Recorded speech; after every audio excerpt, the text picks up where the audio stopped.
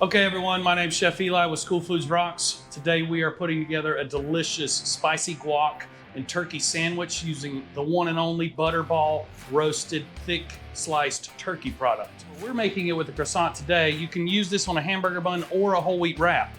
It is going to be 2 slices of the turkey product. It does have a delicious oven roasted flavor. It's very easy to portion. This is available commercially or through a commodity processing. So, without further ado, let's build this sandwich. We're going to start by our halved croissant, putting 1.5 tablespoons of the sriracha aioli on the bottom.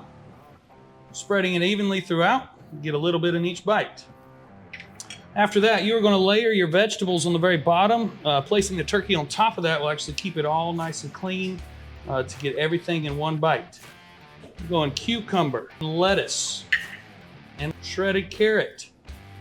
From there, the Butterball thick sliced oven roast turkey. Bringing it all to stay, and then spreading 1.5 ounces of the spicy guacamole. Nice and even throughout, a little bit in each bite. Placing on top.